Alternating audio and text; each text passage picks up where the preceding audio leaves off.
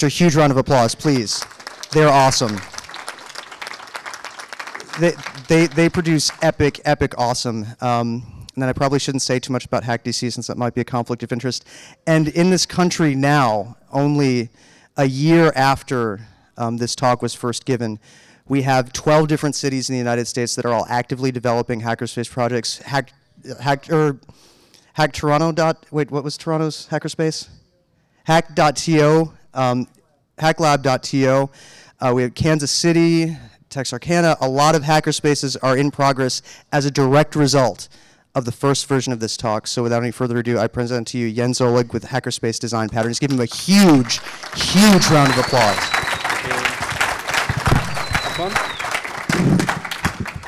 Yeah, it's really an honor to be here for me. And I really feel like this is coming to a full circle. Like this whole thing started 1 year ago, and now the updated version of the talk that we prepared like 1 year ago is here at the last hope. So what I'm going to talk about is hackerspace design patterns and a catalog that we compiled for that. I will explain why we call it design patterns. But first I will just introduce myself and introduce the people behind this presentation, and then, yeah, the largest part of the presentation is actually the catalog that I will present. So there's just one person on stage right now, but there are many people behind this talk. Unfortunately, Lars Weiler Pylon of CCC Cologne couldn't make it. We were supposed to talk together, but at the last minute he received a very typical hacker electricity bill, so his ticket to Hope went away with that. Thorsten Haas, also of CCC Cologne, contributed many patterns. I also exchanged ideas with Tim Pritloff of CCC Berlin, Paul Böhm. Yeah, Paul Böhm of MetaLab in Vienna unfortunately couldn't make it, but he also had some contributions to this talk, and many people from the CCC provided feedback. And of course the American hacker scene. We prepared this talk to present our experience of 10 or 15 years of building hackerspaces and putting it in one piece. Yeah, just because of that visit of American hackers. So you are also to thank for. My name is Jens Ohlig. I know it's a weird name. It's a German version of Johannes, so would be John in English, but because it looks like a girl's name, like Jan, people give me free stuff online. When I'm one of the co-founders of the Chaos Computer Club in Cologne in Germany. I'm still active there. I've been an activist for the CCC in general in Germany for more than 15 years now. And at one point I was a spokesperson for the CCC, talked to the press, talked to other organizations for them. I was a member on the board of the CCC, but yeah, for personal reasons I stopped doing that, but I still follow the organization very closely. I'm involved with the annual Chaos Communication Congress that takes place every year between Christmas and New Year. The CCC in Cologne was founded in 1997, and we have around 42 members. We don't actually know, but we think that 42 is a good number. It's a good random number. But around, yeah, 50, less than 50 people. And there are also people who technically are members but don't show up anymore. And we are currently in our 3.5th version of our hackerspace. Our first version was in a bar that we got hold of, but we later found out why we were able to get a lease for that bar, because the person who ran that bar was away on a state-sponsored holiday. And actually, we had lots of people turning up at our place asking where the new place to buy the Coke was. And yeah, we moved out of that place. And then found another place which was just too small, and then we had a new place, but we only used half of the space, and the other half was going to someone who actually lived there. And when that person moved out, our group was strong enough to just take over the whole space. So that's where we are now, and all the pictures in this presentation were taken at the C4 hackerspace, at the CCC Cologne hackerspace, which we abbreviate C4, like the plastic explosives. So why did we compile this catalog? Yeah, just as Nick Farr has mentioned before, in August 2007, a group of North American hackers, I should say, not all of them were from the US, visited spaces in Germany and in Austria, mainly.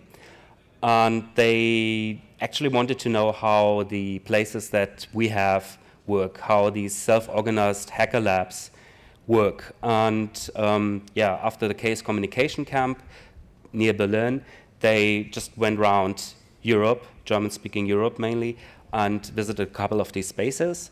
Every space did a little presentation on its history, and we were thinking about a good metaphor of sharing our experience with that thing, and we looked at design patterns.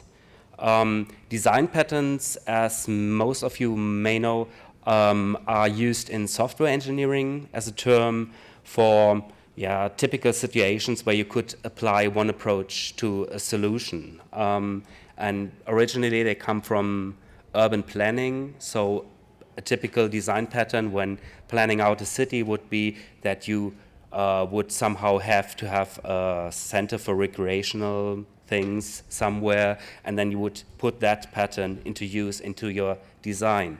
So what is different in this design pattern metaphor from, let's say, a cookbook metaphor, we don't think that giving you a step-by-step manual would work, because the circumstances are very different and you will run into very different problems depending on your environment. But rather we just want to provide a big box of Lego bricks where you can put, where you can get out tested patterns and then build your own solution. Yeah. And of course your mileage may vary. So this is going to be the design patterns catalog. First group we called sustainability patterns. So when starting a hackerspace, you have a chicken and egg problem. Should you concentrate on the infrastructure or the projects? And our solutions to that is that everything should be infrastructure driven.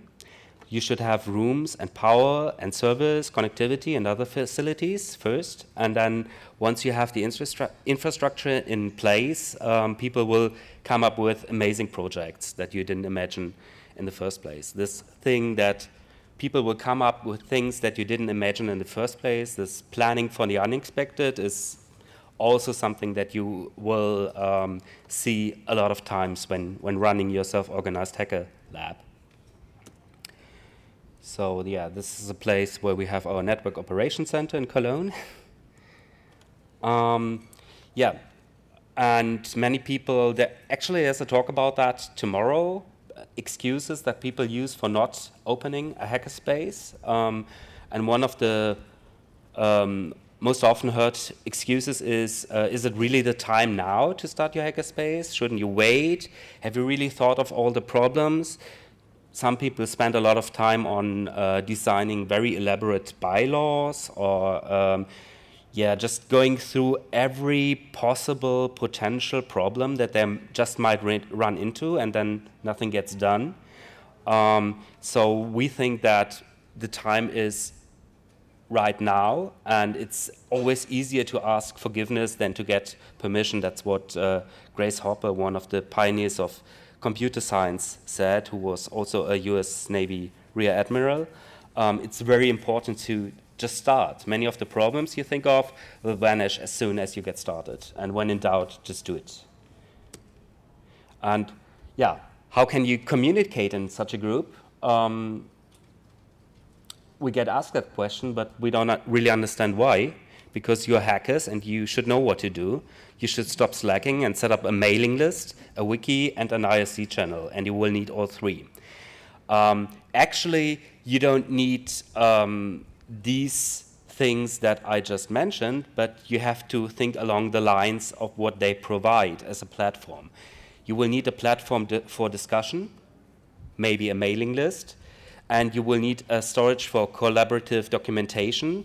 A wiki is a good idea, and maybe using MediaWiki, like the software that powers Wikipedia. And you will have to have something for real-time communication. IRC is one option, but you could also have an XMPP Jabber server and do nifty stuff. There is an implementation of Jabber server that lets you share all the rosters with all the members, so everyone who is in that group will be on each other's buddy lists.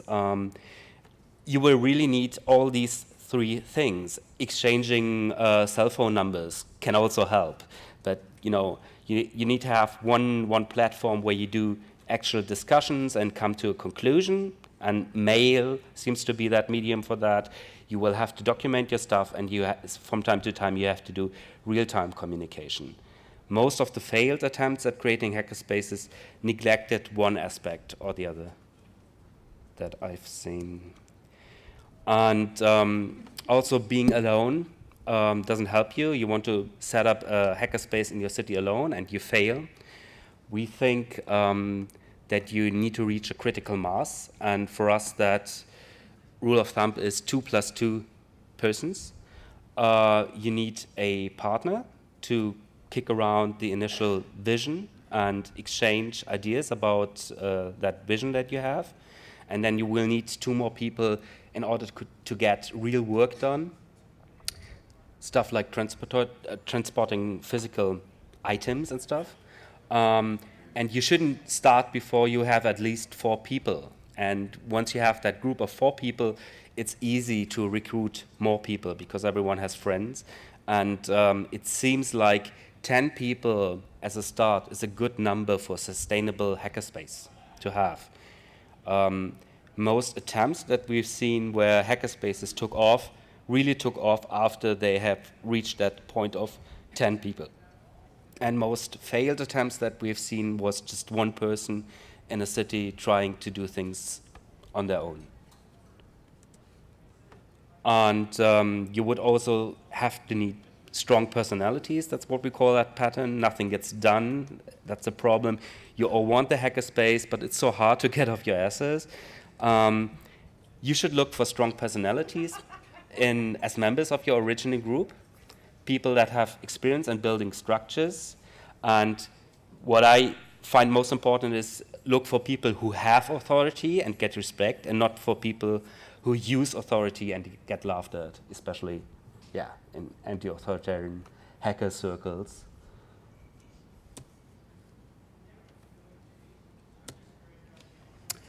Okay, another infrastructure. You might say I have not properly Americanized the slides, but I hope you don't mind. The landlord and neighborhood pattern is another pattern for infrastructure that we see.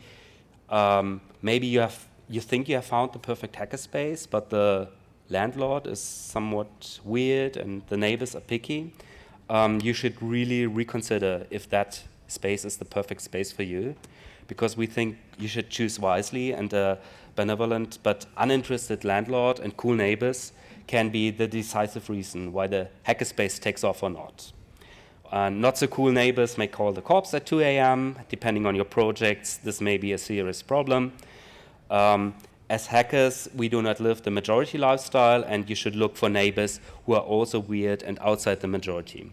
Let me tell you something about the neighbors we have at our hackerspace in Cologne, C4. We have our hackerspace next to a dominatrix studio. And this seems to work pretty well, because they're interested in privacy, and so we are. It used to be a problem like having young, unwashed computer people running around that line of waiting businessmen. in front of our neighbors' doors, but we finally found a way to get around that. And also, I've heard that this just goes very well together. I think in America you say like chocolate and peanut butter. Other hackerspaces I know of in Karlsruhe, in southern Germany, they share a space with a, I think, gay youth organization or something. So just realize that you do not live inside the majority lifestyle, and having cool neighbors that also, yeah, are outside the majority. Yeah, that's a big point, I think. One question that always comes up is it's really, really expensive to pay for the space. So maybe that guy who's really cool could live in there, and we could just use that space, and or maybe we could be flat sharing and have a hackerspace in that flat as well. And yeah, that always causes privacy problems. I don't think I've ever seen that to work out, and that's why our suggestion for that problem is that guests are really fine, but you just don't let anyone live there, and you should kick the people out if necessary. We've had some really bad experience with people just making that, yeah, the place where they lived, and in the end, yeah, privacy issues, like someone wants to bring over their girlfriend or whatever, it's just inevitable. It should be like the perfect living room, the hackerspace, without anyone living there, you know. Yeah, séparé, that's a word I made up because I couldn't possibly find an English word for that, so I took a French word. What you want to have is a well-structured hackerspace with rooms to chill, to discuss, or work in small groups. And when the main room is occupied, you want to have another place where you can go to and split the groups. Or this may be more of a European problem. You want to smoke a cigarette at the space without disturbing non-smokers, without disturbing non-smokers, or without disturbing non-smokers. Depends on what side you're on. So what we found was very practical. Have a hackerspace with smaller separate rooms, and you can use curtains or doors to separate them from the main room. And yeah, the smoking question seemed to come up in all the European hackerspaces I know of, and just having a smoker's room works for us. So this, on the bottom of the page, you can see how it is organized with smaller rooms that we have, with a main room and smaller rooms where groups can work in. Kitchen, as a human being, you need food, and as a hacker, you need caffeine and food at all times. So one solution for that problem would be to have a kitchen at your space. And we think nothing brings people together like cooking together. Have fridges for Clubmate. Selling soft drinks will help you raise money for the rent. Actually, most of the spaces I know of, selling soft drinks is really a huge part of their budget and of how they finance their spaces. Sometimes maybe half of the money comes from selling drinks. And you should invest in the single most important piece of hardware, a dishwasher, because that will end so many discussions immediately. And you should have a freezer for pizzas and buy decent kitchen equipment, like really good knives and lots of pans and lots of pots. And you should show nerds how to cook real food. That's the kitchen we have in Cologne. And just a few weeks ago, we had a visitor from NYCResistor. Rose White was there, and she taught us how to make Louisiana-style gumbo, which was a nice experience. And yeah, having a nice, cozy hackerspace is an important thing. All work and no play makes Jack a dull boy. There must be something else in addition to just workstations and electronics. So I think you should equip your hackerspace accordingly. You should bring in couches, sofas, comfortable chairs, tables, ashtrays, ambient lights, stereo equipment, a projector, and video game consoles. Bringing in plants didn't work for us that well. Actually, I've heard that at the hackerspace in New York City, NYCResistor, there was a task force of 2 people who said, no, we don't think that's a natural law, like bringing in plants in hackerspaces won't work. So they tried and they failed.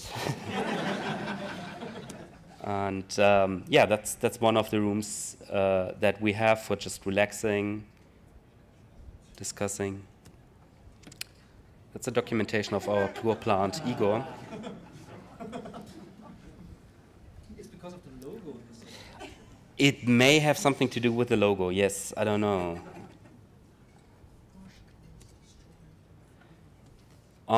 Yeah. After long hacking sessions, you will start to smell funny. Also, gas to your space sometimes neglect personal hygiene. So an obvious solution for that, and I think this is also like the gold standard for hackerspaces. We used to have a map of all the regional groups of the Chaos Computer Club in Germany and all the spaces they had, and they had a special pictogram if that space had a bathroom with a shower. And we think the discriminating hackerspace has a bathroom with a shower because that's like going the extra mile. After long hacking nights, you will have the best ideas while taking a shower. This has happened more than one time. Someone working on a project, and then at like 6 a.m. in the morning, they took a shower, and then suddenly the solution was there. Guests from other spaces may stay for several weeks, or several days. Weeks probably not that wise, but several days. We call them au pair hackers. We have little boxes at our hackerspace where every member has a little box where you can put in hardware or letters that were sent to that, or parcels that were sent to that hackerspace. And there's also one box for au pair hackers, and in that box we keep extra keys for guests, and also we keep like random stuff like tickets for museums in Cologne, so they can do touristy stuff while they're visiting us. And if you really, really, really want to go for an extra effort, you can buy a washing machine to get rid of the smelly towels, which we did.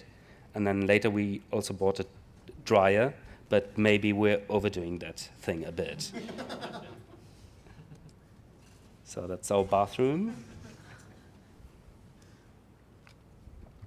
Yes, most questions that people have are around that thing of how to finance the hackerspace. You need to pay your rent and utilities, and this is where really the regional differences come into. It's rather cheap for us in Germany to have a space like that, and I know it's almost impossible to have cheap rent in New York City or anywhere that you would want to live in New York City. So yeah, this is really where you cannot make a step-by-step manual, but you will have to find your own creative solutions, and people have come up with various solutions for that. But it basically boils down to that you have to have fees that you collect regularly. I've heard that if you don't have problems with the privacy issues, PayPal works very well because it will automatically collect the fees every month, and you don't have to run after people. Have you paid your fee this month? And so on. And you shouldn't make no exceptions ever. You should choose an appropriate amount. Like if you just say, $200 per month, then I would say it's not appropriate because so many people simply wouldn't be able to afford that. You should also think about having discounts for students. We also thought about having discounts for people who are unemployed. So this is just something that you would have to discuss with your group. What we made as a rule, and what I think works very well, is have at least 3 months of rent on your account all the time, no exceptions, because that would really make you sleep easier. And you should elect a totalitarian treasurer. Someone, actually, I fell prey to our totalitarian treasurer just a month ago because I forgot to pay my fees, and then he sent me an email and I didn't reply, and then he outed me on our internal mailing list, which was horrible. Sponsorship is one question I get asked a lot by Americans. We have made only negative experience with sponsorship, so we call it the sponsoring anti-pattern.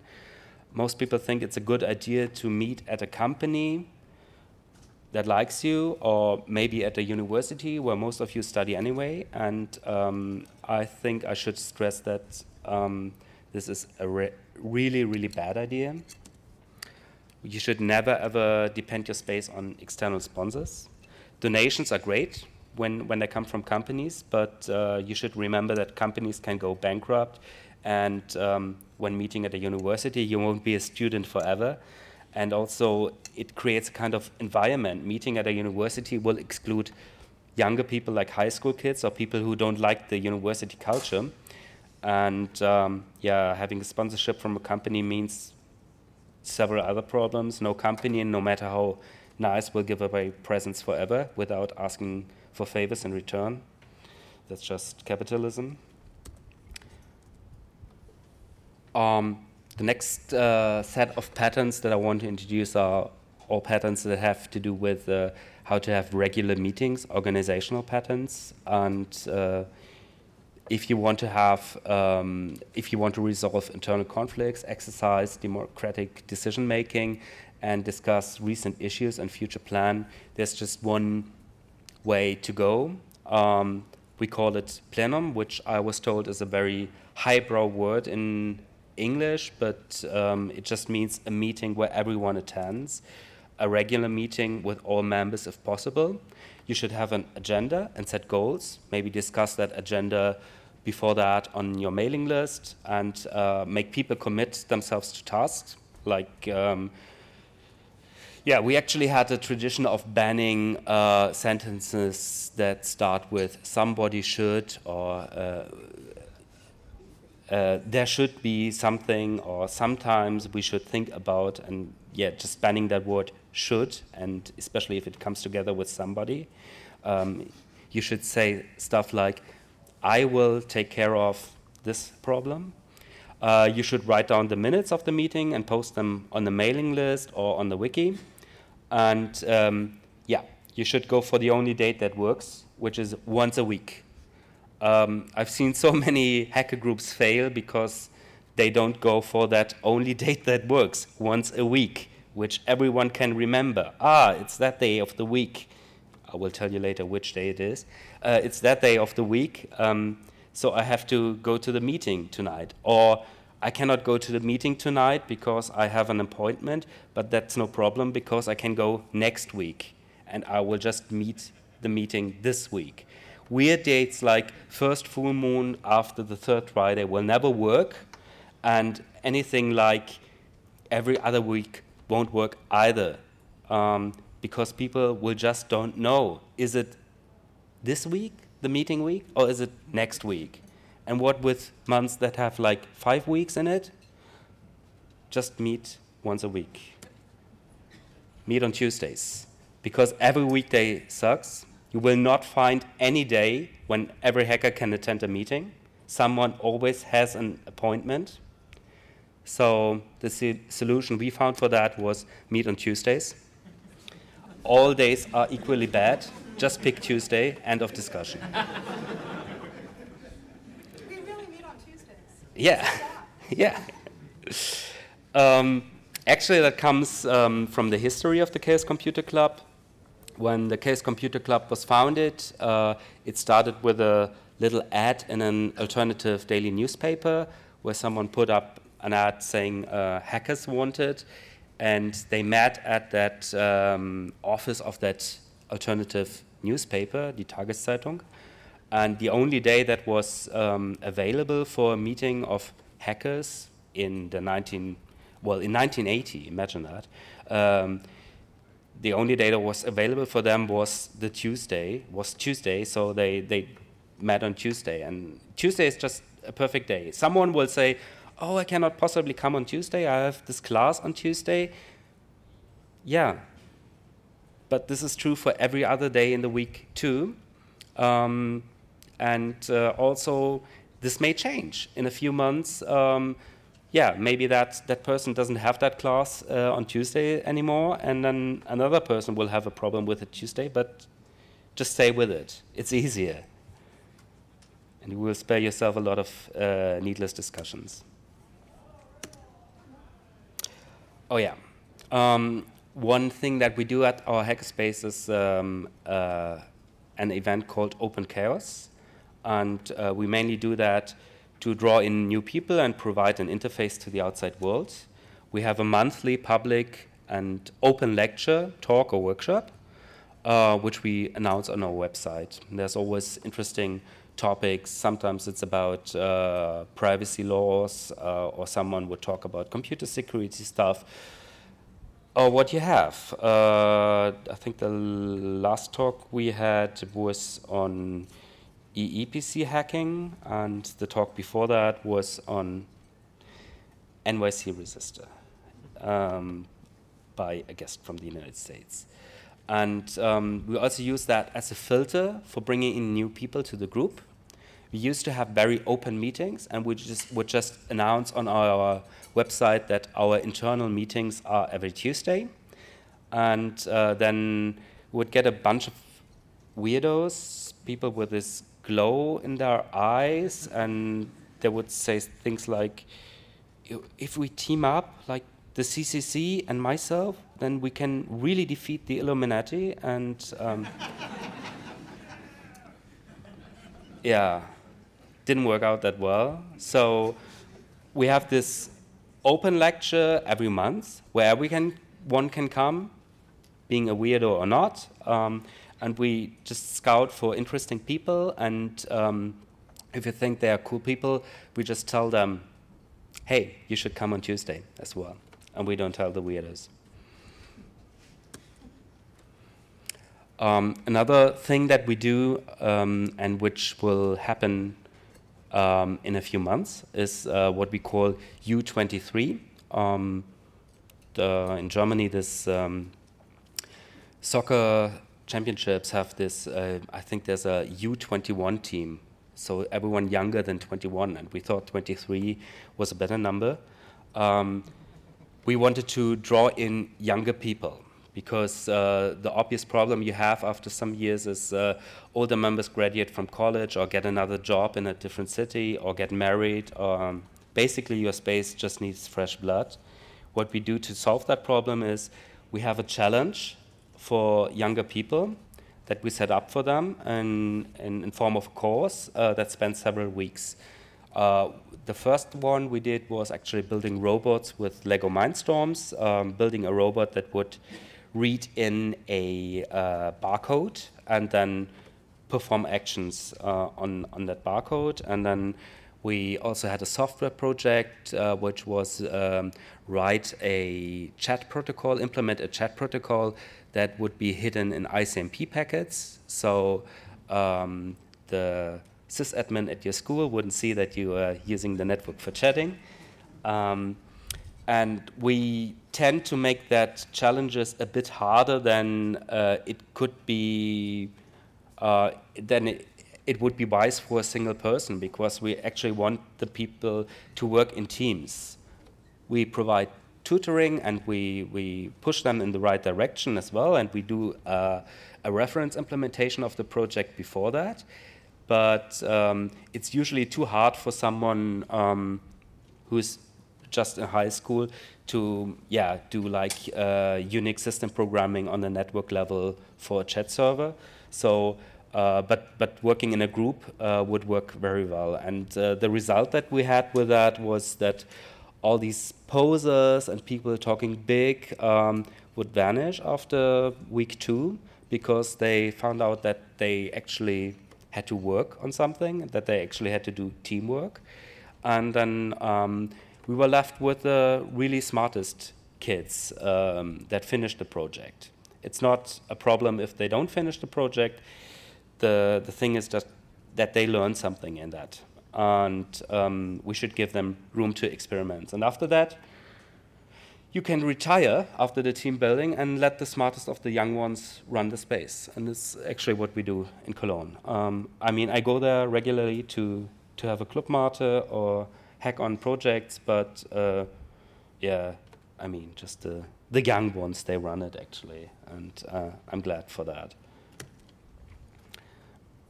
This is a problem that comes in after some years. If you're building a hackerspace now, you may not see it, but you will see it in the near future.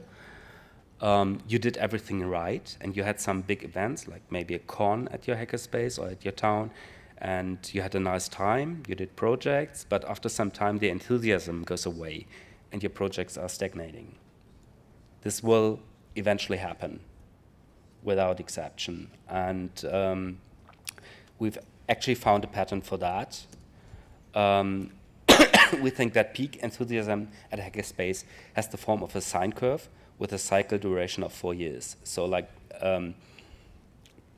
at first everyone is really, really energetic about everything, and then it will slowly go down, and then yeah, after 4 years amazing things will happen again. But you should remember to keep your hackerspace running, even if the feel-good factor is temporarily on holiday. And chances are good that your space will be awesome again in 2 years or so. You shouldn't give up. And always prepare for the unexpected. Maybe a new exciting member will knock on your door tomorrow. And this actually happened at a space in Bochum, where a lot of people who were much into computer security and into programming were running a space, and then at some point someone asked them, hey, do you do electronics as well, soldering and stuff? And they said, no, we were just coding away and trying to find bugs in security things. And he said, well, I could teach you how to solder and how to build electronic projects. And that totally transformed that hackerspace, Das Labor in Bochum, which is now full of blinking things and yeah, basically they do nothing else but microcontroller programming and building projects with electronics.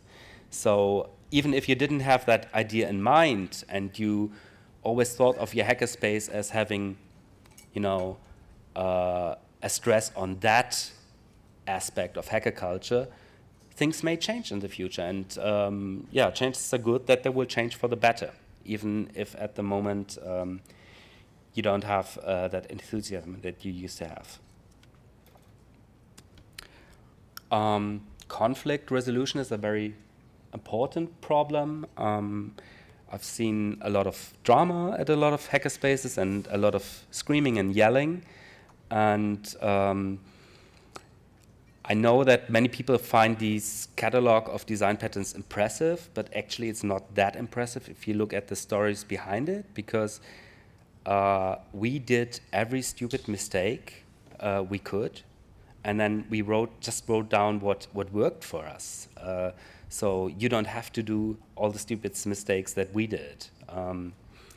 So keep that in mind if you think, wow, how did they come up with that? It's because we were stupid. One thing of how to resolve how to resolve problems at your hackerspace would go for consensus. If you need to make a group decision and want to make sure that no one gets left behind, you use that weekly plenum for discussions, and you shouldn't take votes, discuss until everyone agrees. And we think for some problems this pattern is the best. Second best maybe is democracy. You need to make it group decision. Discussion does not seem to lead you anywhere. Again, a typical example is, should our hackerspace be smoke-free, or should we have exceptions? Everyone has a strong opinion on that, and you cannot really find a consensus, but you can see what the majority of the group thinks. You should use the weekly plenum for discussion, and if you see, okay, this can only be resolved through plain old democracy, then the strongest minority wins over the weaker minorities, and for some problems, this pattern is the best. And last but not least, the command pattern. The problem you have is nobody does the dishes, your hackerspace looks crappy, no one seems to care. Then you should implement this conflict resolution pattern. You should order people to do the dishes, take out the trash, keep the infrastructure up and running, yell if necessary, but you should always participate. Just, you know, screaming and ordering people won't help you. You should participate. For some problems, this pattern is the best. You see, they all contradict each other, and you will have to experiment which pattern to apply to what situation. This is a name that I stole from a hackerspace which is currently not in existence, but in planning state. Noisebridge in San Francisco, on their mailing list, they had the very, very nice word pseudo leadership. And because I think good ideas deserve to be stolen, I stole it. The problem that you may run into, especially if you have this strong personality pattern implemented, you have a community of like-minded people, or you started out as that, but suddenly you find yourself in a dictatorship run by a single hacker. This is not what happened at Noisebridge, of course, but they were thinking about how to prevent such a situation. And they came up with that very, very clever name, pseudo-leadership. You should not have ranks. Of course, if you incorporate the organization that runs your hackerspace, you must have, theoretically, on the paper, someone who is head of that organization or whatever the legal framework in your country is. But you shouldn't pay too much attention to that. You should not have an officer of blah, blah, blah, or whatever. You should use leadership just temporarily, like for projects, when someone has to say, okay, we need a van to go to that place now. I want you to drive that van. But you should not have a single root account on your hackerspace. Self-organize, that's the point. Responsibility, yeah, that's a problem I see a lot of times. You volunteered for the task of running a critical piece of infrastructure, for instance, the mail server, but you feel the sudden urge to slack. And how to get around that problem is just to remember that just because volunteer work doesn't get paid doesn't mean it's less important. Remember that you would directly hurt your friends and the hackerspace if you let them down. Take pride in your volunteer work. It will make you grow stronger as a person, and it's satisfying. When you realize that you really cannot do the job anymore, your last task is to hand it over. Debate culture. You are in the middle of your weekly plenum. Everyone's yelling. Nothing gets done. That's a problem we see very often, and we think that's because many geeks have very poor debate skills, which is the result of years of flame wars on the net. We think you should make people with actual social skills lead the discussions, and we have found out that those with a background in real-life political works, like student council, were best for our groups. They were used to working with agendas and meeting minutes and having a list of speakers and calling people to order and stuff and moderating the group discussion. And it's actually a skill that you can learn, just like learning a new programming language. You can learn from people who know how to discuss things, and you can learn not to interrupt others. It's worthwhile learning it. Yeah, this is something that may be familiar to FreeBSD hackers. We call it the bike shed anti-pattern. And it sounds complicated, but it's a problem that I'm sure everyone in this room has seen. You suggest creating something for your new hackerspace, like a bike shed, but everybody is now talking about the bike shed's color, and then no bike shed will be built. It's a known problem. if you suggest something that anyone in your hackerspace can build, they will take part in the discussion, especially if it's only the color of the bike shed, the design of the t-shirts, the Linux distribution on the servers, etc., etc. Nerds tend to discuss trivial problems in epic detail, while more complex tasks will be ignored. And you should just identify pointless discussions like these and end them. For instance, as a hypothetical case, you're discussing uses for a laser at your hackerspace, but the laser is not there already and you don't have an idea how to finance that. So maybe going back and saying, okay, I think this discussion is somewhat pointless if we don't even know how to get that laser yet, would be a good idea. So the bike shed problem actually comes from a book. There's even a website on that problem, bike shed. It comes from a book, Parkinson.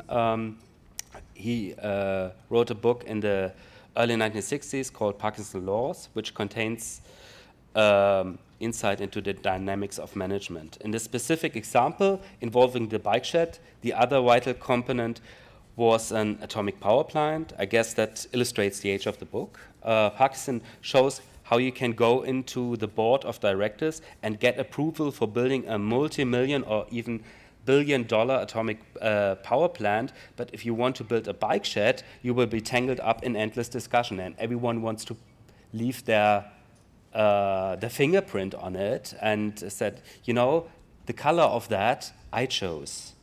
But if you propose something really complex and something really huge, like this atomic power plant, people would just go along and say, yeah, I don't know much about that. I guess they thought about it earlier, so I shouldn't say anything about that.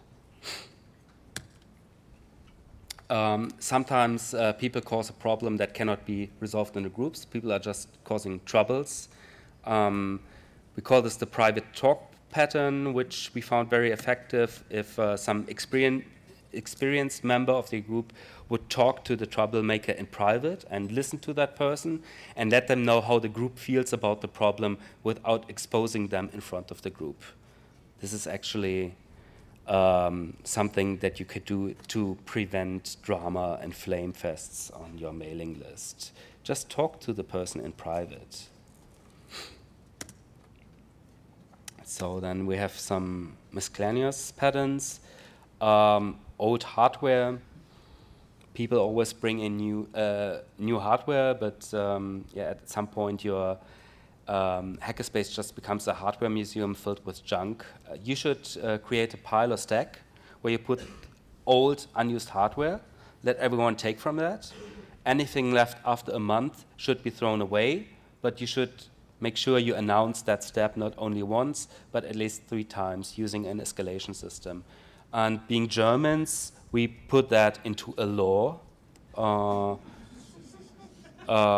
It's in German, I'm sorry, but I will translate it. So that's the law about providing hardware in the Chaos Lab. The Chaos Lab is a environment of extraordinary order and tidiness, where the Chaos Computer Club Cologne does their work. We define cleaning up personnel as person who care about the state of the club room, and cleaning up personnel always has a hero status and immunity against hostile attacks of owners of not functional hardware, etc., etc.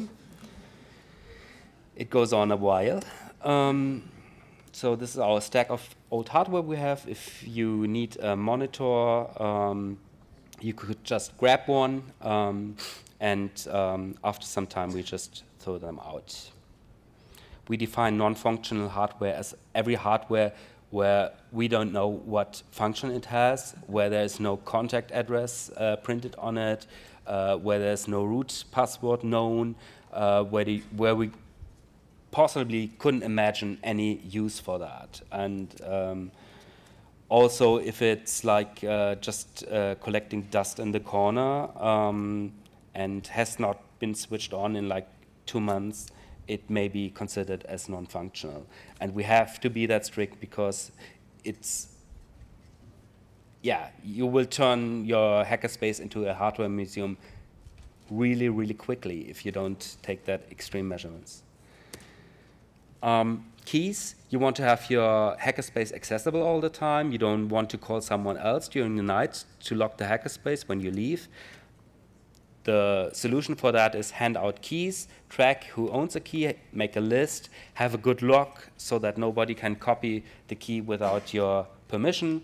Well, it depends on where you live, but at least we have that in Germany.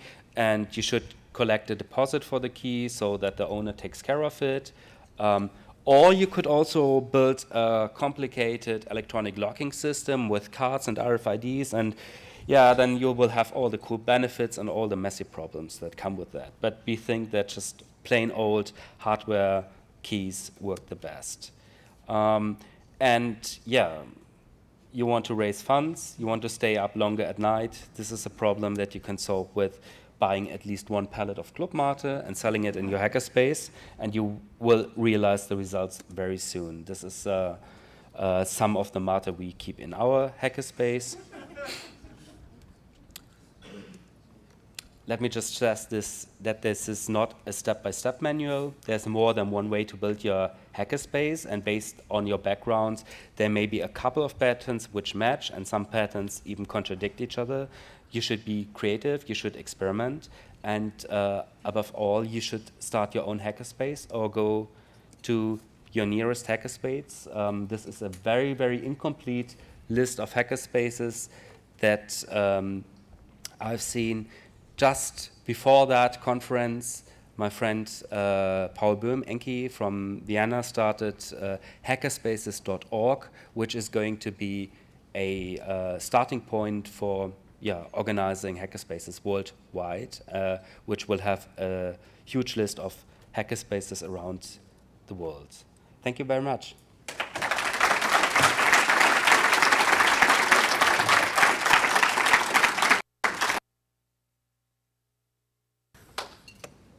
Do we have time for questions, or I already took too much time, right?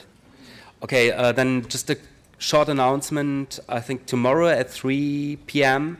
There will be a workshop downstairs, down the elevator, and that area which is the Hackerspace Village. And if you have any specific questions, you should just go there and find me, and we can talk about that. Thank you very much.